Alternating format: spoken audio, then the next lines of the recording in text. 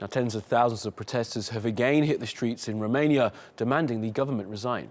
They've been protesting for nearly 2 weeks in the largest demonstrations the country has seen since the fall of communism in 1989.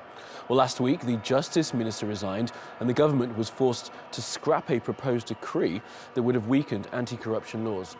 Well, Laurentiu Colintineanu is a journalist and he's been following developments from the capital, Bucharest. It was the 13th day of continuing protests in Bucharest and throughout other cities of Romania.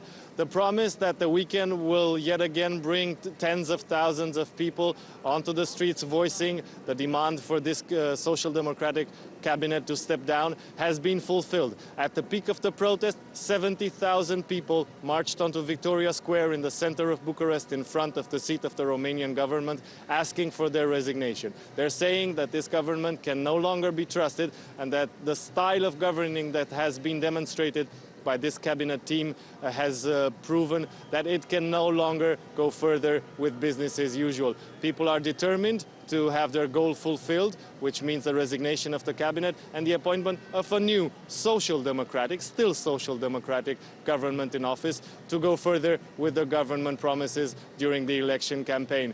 But they also say that the next 4 years until the following general elections will no longer be business as usual until now in Romania. The people are determined to keep a vigilant eye on the elite in power and to hold them accountable for each and every mistake. Well, I think we will see staggering numbers over the next days as well. I think this will hold. People will stay here and will come every evening in order to protest for a lack of transparency and a lack of good governance. I think people lost trust in this government. When a government, after only 1 month after being elected, when a government tries to pass a law which is definitely not in the favor of the public, not for the public interest, but a law that would benefit their leader and a couple of other members of the same parties that are currently governing, I think this is a good reason for people to go to protesting, and that's what I'm gonna do definitely for the next weeks and months if necessary.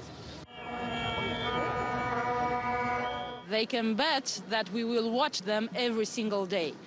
We may not have protests every single day. We can't do that for 4 years. It's rather a high target for us.